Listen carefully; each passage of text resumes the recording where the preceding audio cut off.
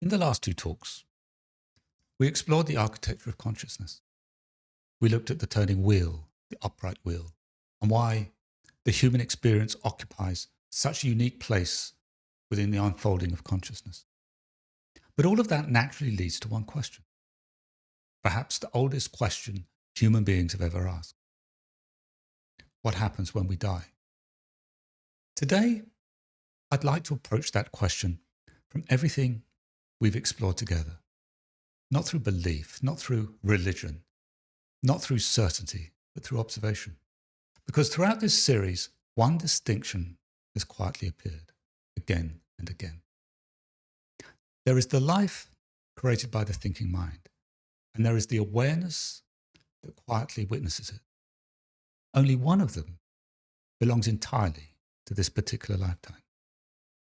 Most of our lives are lived through a filter, the world of thought, memory, identity, expectation.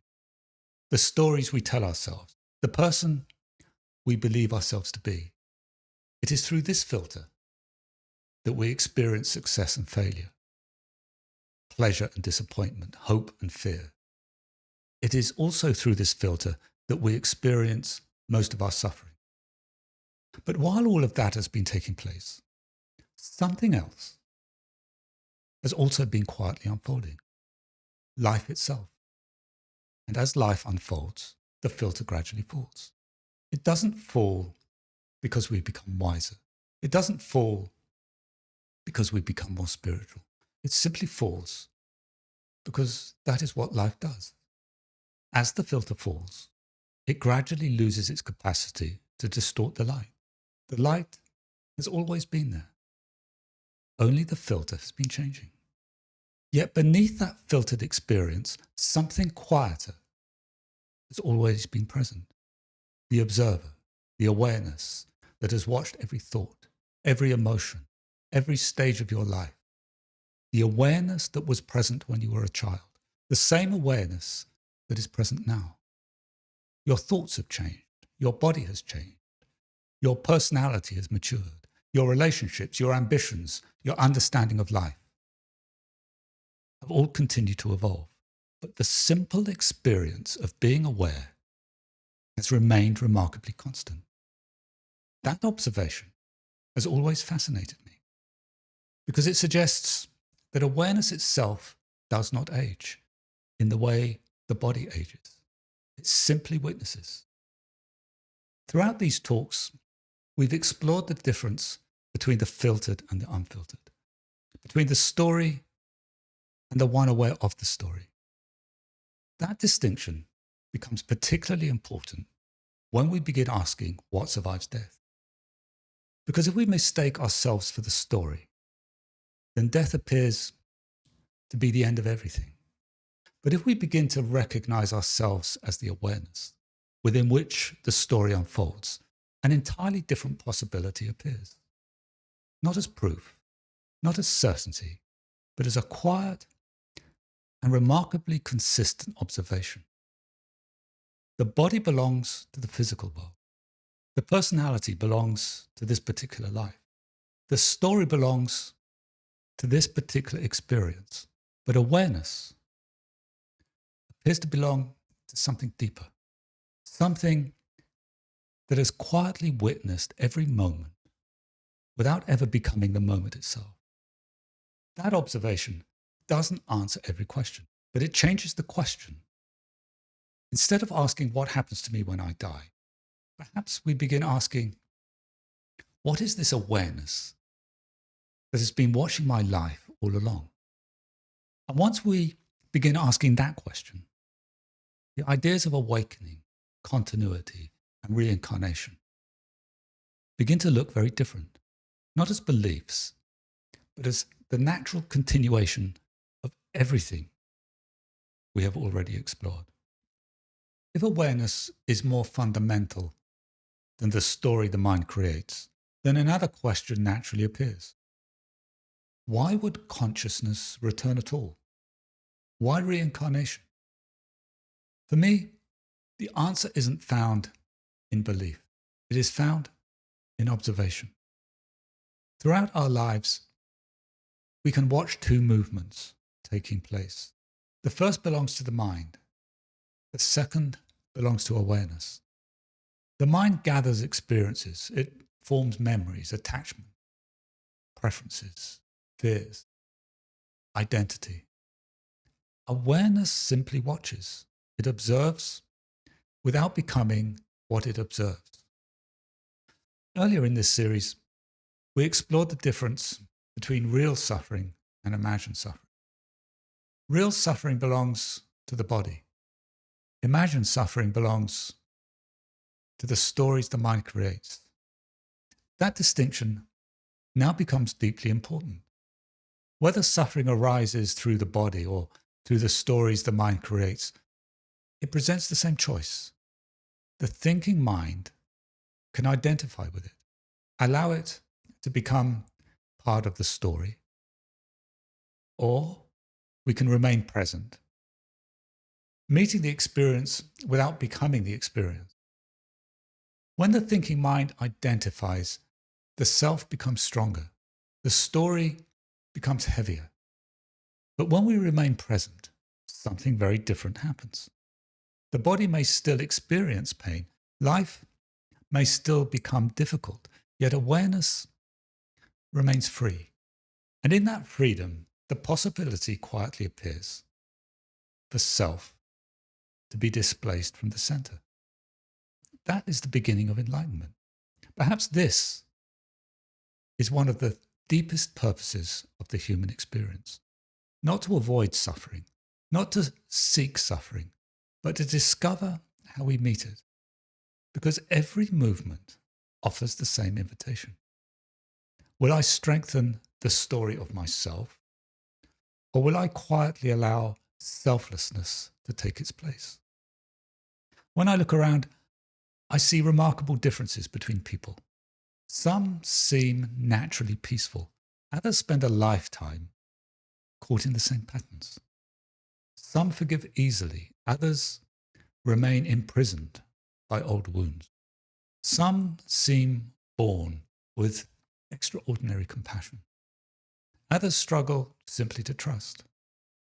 If we view life through the boundary of a single lifetime, those differences often appear arbitrary. But if consciousness is expanding across many lives, they begin to make a different kind of sense, not as rewards, not as punishments, but as different points along the same journey. Each life offers another opportunity to loosen the self, another opportunity to become less attached to the stories the mind creates, another opportunity to choose presence over identification. That, to me, is the quiet logic of reincarnation. Not repetition, continuation. Not starting again, continuing where awareness last learned to become free. Over many lives, the movement becomes almost inevitable.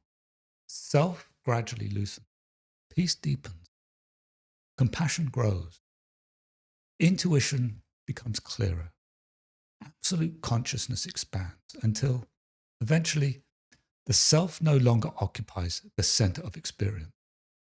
The observer remains, the story becomes lighter, and consciousness has learned what this particular window came to teach. Seen this way, reincarnation is not about returning because we failed. It is about returning because consciousness is still unfolding. And every lifetime offers another opportunity to remember just a little more of who we truly are. If consciousness continues, another question naturally follows. What is it that actually continues? Surely it isn't the body. The body belongs to this lifetime. It grows, it changes, it ages, and eventually it returns to the physical world from which it came.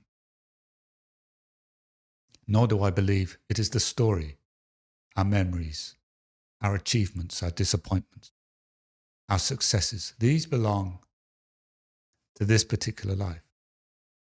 But there is something else that seems to accompany us, something quieter, something far less obvious.